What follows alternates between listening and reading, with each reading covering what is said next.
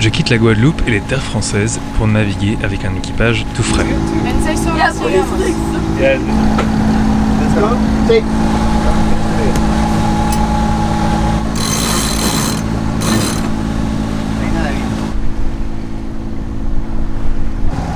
Le capitaine, Dario, est argentin. Il parle surtout espagnol, avec quelques mots d'anglais par-ci par-là. Toujours bienveillant, et surtout très cool de m'avoir laissé monter à bord de son bateau à la dernière minute et avec mon vélo. Heureusement, on a Océane, une Française, qui traduit Dario quand on a besoin d'une information plus complexe. En renfort, il y a aussi Charles, un autre Français, qui a été choisi pour son expérience en navigation et qui sera bien utile à l'équipage.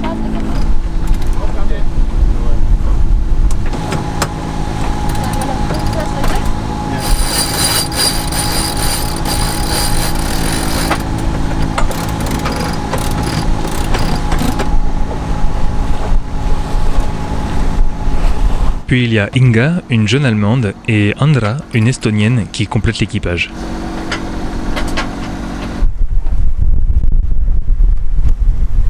Ils sont tous réunis pour réaliser une traversée de l'océan Atlantique retour vers l'Europe, et ils ont accepté de m'emmener en stop jusqu'à Saint-Martin, où ils font leur dernière escale avant de partir vers l'Est.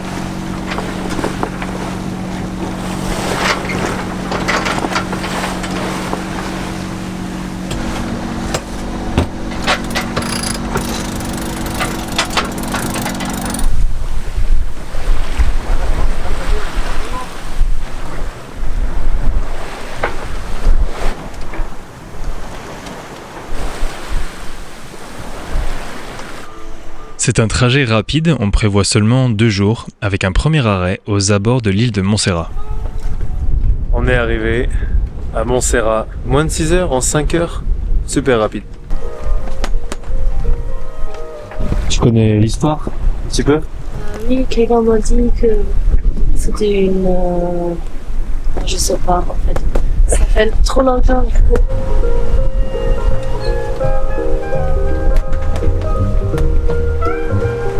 Ça fait quelques ans, parce que pas trop long quand je vois les zones là, parce qu'ils sont encore là. Et là, il y avait l'explosion. Après, toute la moitié de l'île a déménagé à l'autre côté. Et maintenant, il y a qu'une moitié de la île où les gens peuvent vivre. Il y a aussi beaucoup de gens qui sont partis complètement. Et là, quand on rentre visite l'île, on peut aller là, mais on a besoin d'un guide parce que c'est un peu poised pour toi, je pense. L'air et tout ça. Ah, donc l'air est encore dangereux, c'est encore... Peut-être maintenant aussi pour nous.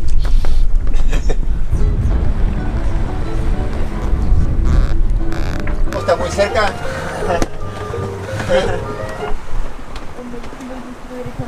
C'est bon?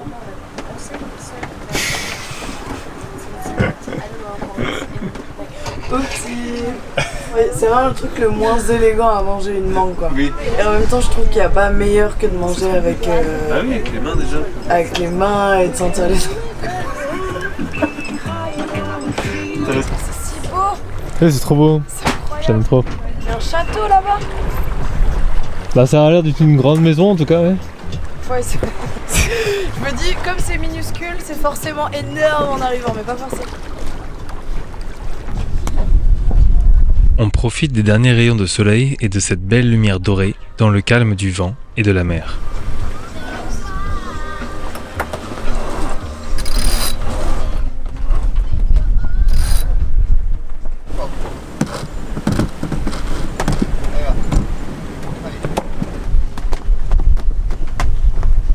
Bah, on n'a pas le choix de chercher en Guadeloupe d'avoir du gaz ou pas? Oh no, no, it's very bad, my friend. No, it's good. With the sun, you're perfect.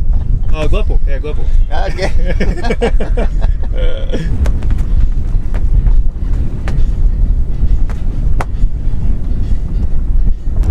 Donc voilà, Montserrat. C'est trop beau voir ce grand volcan qui était en éruption, enfin qui est en activité il y a vraiment pas si longtemps que ça, hein. C'est il y a quelques années, je crois que c'est il y a 5-6 ans. Bon, il y a vraiment pas longtemps, il a vraiment décimé, détruit une partie de l'île. Et se dire que c'est tout récent comme ça, c'est dingue parce qu'on le voit encore maintenant. On voit les maisons qui sont inhabitées, détruites, on voit les des pans de la montagne qui sont vraiment encore abîmés par le passage de l'éruption. Et on sent même beaucoup le soufre. Alors quand je faisais les randonnées avant en Guadeloupe, en Martinique, et qu'il y avait des volcans, et ben on pouvait sentir le soufre quand on s'approchait vraiment du volcan, ou quand on a rapproché des bains chauds, etc. en Dominique. Mais là vraiment depuis loin au large, on sent le soufre à fond aussi, donc pour dire à quel point c'est fort. Je crois que d'ailleurs ce qu'il disait, c'est qu'on pouvait pas aller trop visiter dans ce coin-là, parce que c'est tellement fort le soufre dans l'air, que ça devient dangereux en fait. Et c'est vrai que ça m'étonne pas, parce que le fait qu'on le sente d'ici, je me dis qu'est-ce que ça doit être vraiment sur place. On arrive, c'est le coucher de soleil. Donc on va pas prendre de risque de naviguer de nuit vu qu'on connaît pas et qu'on veut éviter les bouées de pêcheurs. Donc on va juste se mettre à l'ancre, passer la nuit et demain, première heure, on va essayer de récupérer du gaz. C'est un peu la mission d'ici de Montserrat, c'est récupérer du gaz. Comme je crois que c'était un peu anglais ici, du coup ils ont un gaz un peu spécial. Enfin c'est des bouteilles spéciales qui marchent avec ce bateau là, enfin bref. Du coup on va faire ça dès que possible. On va malheureusement pas visiter, c'est vrai que j'aurais bien aimé faire un petit tour, voir un peu à quoi ça ressemblait, au moins mettre le pied à terre, mais ça c'est même pas sûr. Après demain on part direction Saint-Martin. C'est vraiment une navigation tellement courte, je suis pas habitué, d'habitude on fait vraiment, enfin d'habitude. La seule fois de ma vie où j'ai fait une traversée, c'était vraiment pendant 2 mois. C'est assez nouveau que ce soit très court. C'est bien aussi, hein, mais c'est vraiment pas la même expérience. J'ai l'impression qu'il faut que je m'habitue, que je prenne mes marques pour plus tard. Et en fait, il n'y aura pas de plus tard, ce sera juste maintenant. En tout cas, c'est vraiment sympa et c'est beau. Et les gens sont intéressants. Et je prends goût un peu. Ouais, je crois que je prends goût, c'est cool. So can we consider we are in Montserrat now? Yeah. Even though we haven't put foot on land. On célèbre notre arrivée à Montserrat et petite soirée ciné où on regarde ma vidéo de la transatlantique.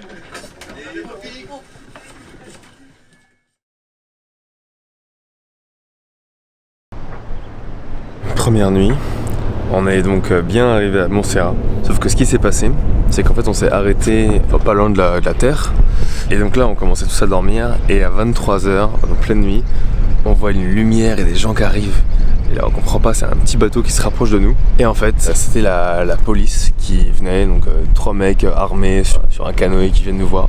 On se dit mais qu'est-ce qui se passe? Moi je me réveille direct et tout, le capitaine aussi. Donc il parle anglais, donc je dis bonjour, etc. Donc je fais la traduction aussi parce que le capitaine parle pas anglais. Enfin je fais la traduction, je comprends en tout cas, je peux communiquer. Et en fait ils nous disent que c'est un endroit protégé, c'est dangereux avec le volcan, donc on n'a pas le droit d'être ici sauf si on a une autorisation. Donc bien sûr on n'a pas d'autorisation parce qu'on savait pas. Donc ils nous ont demandé les papiers, tous les passeports, le document du bateau, etc. Hyper sympa, hein. Mais bon, il fallait, voilà, ils étaient sérieux, ils nous ont dit qu'on ne pouvait pas être ici, il fallait qu'on bouge maintenant, quoi. Il fallait qu'on aille plus loin, à l'endroit où c'est plus autorisé, que ce soit safe. Donc on a dit ok, donc on a navigué, donc on a fait ça pendant 1 heure. Au final c'est trop bien de naviguer pendant la nuit aussi, on a bien discuté avec Andra devant. Et donc on est arrivé là, et donc là le soleil se lève, c'est le matin, et je me suis fait réveiller encore par des mecs qui venaient en bateau. Morning, morning, morning. Pour nous dire qu'on avait encore pas le droit d'être ici. It's going interesting. Interesting. We've been stopping in like all possible wrong places that we could. C'était un endroit où les bateaux viennent et s'en vont. You guys are in the boat channel. Donc comme on a dit qu'on partait dans genre 1 heure et quelques, on se dit bah c'est bon, ok, pas de soucis, mais normalement on doit pas rester là. Bref, en tout cas on est là et ça donne trop envie d'aller sur terre vu qu'on est juste à côté, qu'on voit cette nature là qui a l'air trop belle. J'ai hâte qu'on mette le pied à terre, même si ça sera court, parce qu'on doit juste chercher une bouteille de gaz et partir. Ça donne envie de faire un tour dans cette île qui a l'air quand même assez jolie. Voilà.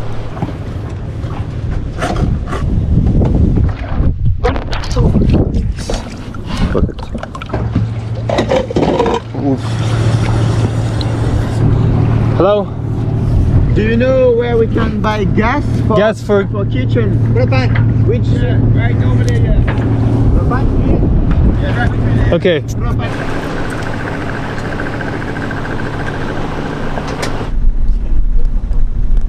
On se dirige donc vers la terre pour aller poser l'ancre et aller acheter une bouteille de gaz à terre.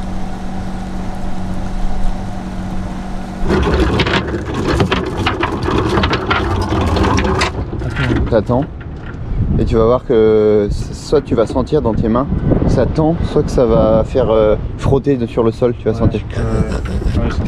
Voilà, et ça veut dire que tu peux y aller.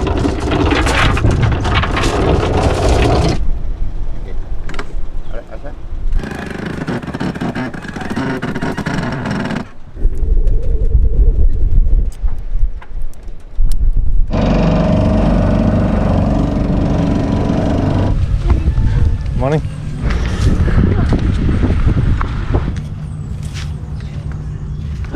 La bouteille achetée, on rentre, on mange un bon plat et du gâteau à la banane que j'ai acheté à terre, mon meilleur et unique achat à Montserrat. Délicieux.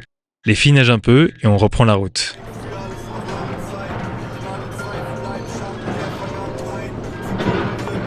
On est reparti, on part de Montserrat pour aller en direction de Saint-Martin. Donc là il est midi, on a entre 16 et 20 heures de navigation pour arriver jusqu'à Saint-Martin je crois. Ce qui nous ferait arriver demain matin assez tôt, ce qui est pas mal. Sinon, donc tout à l'heure en arrivant sur l'île, bon en vrai là j'ai l'air calme mais je suis un peu pas sûr. On a eu une vague qui nous a poussé lorsqu'on était sur le dinghy, là, sur le petit bateau. Il y avait plein d'eau dans le bateau, j'ai réussi à sauver mes affaires mais j'ai mis un pied dehors et je suis tombé dans l'eau avec mon sac, avec la caméra, avec le drone, avec tout. Donc tout est tombé à l'eau, je suis vite sorti. Je crois que ça a un peu pris l'eau, il y a un peu de sable dessus. J'espère que ça va aller, j'espère que ça va pas tout faire planter. Même mon téléphone, j'ai oublié, j'avais dans la poche, il est plein de sable. Bon, ben on verra ce que ça va donner. J'ai passé toute la matinée à tout nettoyer, à essayer de faire en sorte d'avoir moins de sel, moins de sable, tout ça, de tout nettoyer, les moindres petits détails de chaque élément. Et ça marche à peu près. Donc on a la caméra qui fonctionne bien, on a la GoPro qui fonctionne bien, le drone qui fonctionne, je sais pas s'il fonctionne mais la batterie fonctionne. J'ai nettoyé à peu près tout ce que je pouvais, il y avait les moteurs qui étaient un peu bloqués, j'ai essayé de souffler un peu, enlever le sable, donc ça va. Il y a juste 2 batteries sur les 3 batteries que j'ai pour ma caméra qui est là, qui fonctionnent plus. Je crois qu'elles sont mortes, elles sont rouillées, enfin je sais pas, elles ont dû prendre le sel et direct ça marche plus. Donc il me reste que celle qui est à l'intérieur qui fonctionne, donc il faudra que je la recharge régulièrement et surtout que j'essaie de voir si je peux en acheter une de nouvelles lorsque j'arriverai à Saint-Martin. Donc ça aurait pu être bien pire, je m'en sors bien et je pourrais encore continuer à filmer.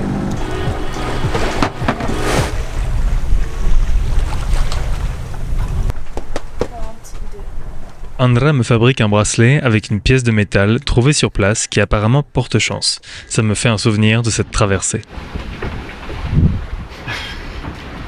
I like it. Thank you so much. I actually did it. Yeah, you did it. Thank you so much. I love it. On passe à la cuisine pour encore préparer de bonnes choses et je me rends compte que ma caméra a bien pris l'eau car le son commence à avoir des problèmes.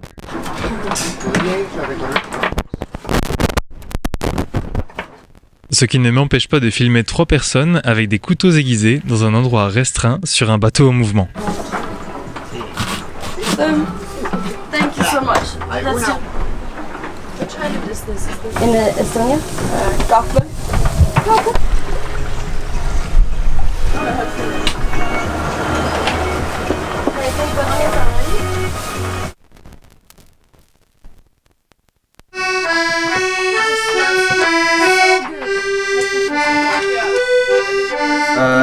It's easy also because here it's 1, 2, 3.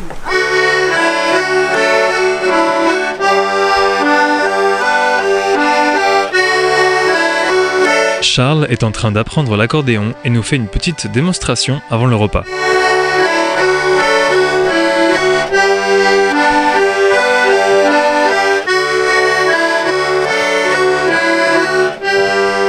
In a box. It's perfect. So good. Maybe Rico is good. And tasty or good?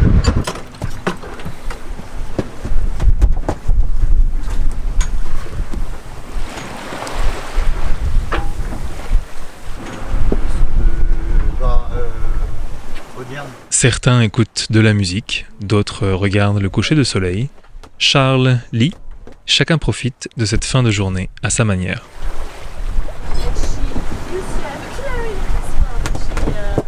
Pendant ce temps, on garde le cap. La lune, lumineuse, nous éclaire pour la nuit.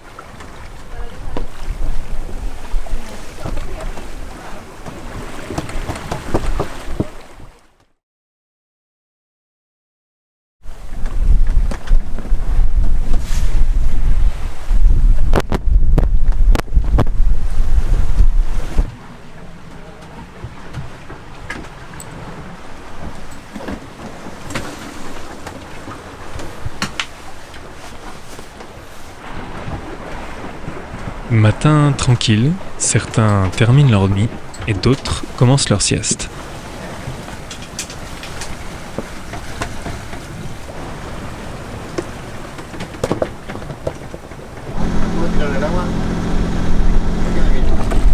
Everyone does it differently. On aperçoit déjà Saint-Martin. On baisse les voiles et on s'apprête à arriver au port.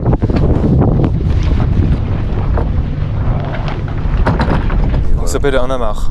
Une amarre, ouais. Une amarre? Ouais. Une amarre. Et tu mets donc Il y a là. un autre mot. Mais ouais, voilà, il est quoi. pas rigide quoi, pour que ça puisse, quand t'es au port, s'il y a de la houle, ça s'étend un peu. Voilà, c'est le terme, le mot générique, sinon c'est un bout quoi. Ouais. Mais Et, amarre, c'est spécifique à quand t'accroches ton bateau. un nœud spécial aussi quand tu fais ici pour l'amarre ou c'est Une Quand tête tu viens. d'alouette, un truc dans le genre. tête d'alouette? Ouais, un truc dans le genre. Ah, ouais, tu fais juste un petit nœud avec Ouais, rapidement. un peu comme quand tu mets les vêtements à sécher. Ouais, C'est la même technique hein. ouais, c'est ça. Ok. Tu connais quoi sur Saint-Martin? Rien. Je sais juste que c'est à moitié français et à moitié hollandais. L'île est coupée en deux. C'est une île assez au nord des Antilles et donc souvent les bateaux passent par là avant de traverser. Ça, Ah oui, je crois que je sais que c'est très riche aussi. Très riche. Donc j'ai peur de faire l'ravitaillement ici. Je pense que les gens ils font leur ravitaillement avant et ils font ensuite leur ravitaillement, un dernier ravitaillement en eau, des derniers fruits et légumes vite fait ici peut-être. C'est vrai qu'il y a Et après ils plein partent de bateaux là. Ils font tout. Ça va m'intéresser.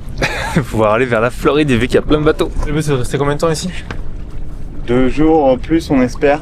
2 jours. Pour faire l'avitaillement à manger, en eau et réviser le radeau de survie, acheter un tangon. Tangon, c'est quoi déjà? C'est en gros une baume mais pour la voile d'avant. Il y a la baume pour la grande voile, Ouais. mais il faut un tangon pour la voile d'avant. Ok. C'est pour ça quand il n'y a pas beaucoup de vent, que le génois façaille un Ouais. peu, bah tu le fixes et comme ça facilement. Tiens bien, ouais. Le projet c'est de retourner aux Açores, Ok. Ça. puis en France. On pense autour de 22-23 jours, ça va dépendre de la météo, mais en moyenne je pense à peu près ça avec la vitesse de ce bateau-là. J'espère qu'on ne mette pas plus parce que sinon je vais rater mon oral. On a calculé à la minute près à quel moment il faut que j'arrive pour mon oral, alors qu'on a 20 jours de transat. Mais j'étais arrivé à la minute près. Et c'est où? C'est pas très loin du port? C'est à Rennes. À Rennes. Du coup, en fait, j'irai aux Açores et ensuite je prendrai un avion. L'aéroport de Rennes, il est pas loin de mon oral. Ok. Il est à 20 minutes de mon oral. On vient d'arriver, enfin, on est en train d'arriver dans le port de Saint-Martin, la partie française qui est au nord de l'île, puisqu'il y a la partie française et donc la partie néerlandaise. Ah là on est partie néerlandaise? Ah j'ai n'importe quoi, ok. Merci pour la précision. Donc du coup on arrive dans la partie néerlandaise de l'île. Ah mais je crois qu'on arrive au nord en faisant tout le tour. Ouais, mais je crois la partie nord, elle est... Je crois que c'est... Non, c'est pas... Ouais. Bon, je sais pas, ok. Bon, on arrive à Saint-Martin, on verra dans quelle partie après. La nuit s'est bien passée, c'est la première fois que j'ai un quart de nuit sur un petit bateau comme ça, et avec l'autopilote. Donc du coup, en fait c'est assez posé. Faut s'occuper, mais il faut regarder quand même autour. C'est chill, ça change vraiment des nuits et des quarts de nuit sur le Raravis. J'ai réussi à dormir 2-3 heures je pense, par petit morceau de 30-40 minutes, toute une heure. Ce qui est bien, c'est plutôt une réussite, je suis plutôt content. J'ai réussi à nettoyer la prise de mon téléphone pour pouvoir brancher aussi quelque chose, donc je me dis ça y est, je vais pouvoir normalement le recharger. Faut que j'essaye de voir si le courant passe, parce qu'il a quand même pris bien le sable et l'eau de mer quand je suis tombé avec dans l'eau hier. Voilà, pour le petit point. Donc là le but ça va être de racheter les batteries pour la caméra, de voir si le téléphone marche bien, trouver un bateau pour aller vers le nord, et puis si besoin, voir pour les auberges et pour les endroits où rester pour la nuit, pour les prochaines nuits. Voilà.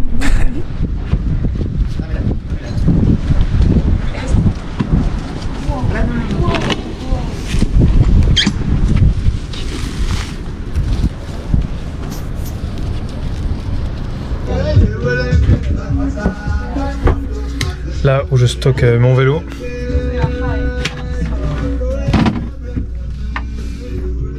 Voilà. Tous ces sacs dans la salle de bain, c'est mon vélo. On a bien mis le pied à terre, on mange et l'aventure à Saint-Martin commence.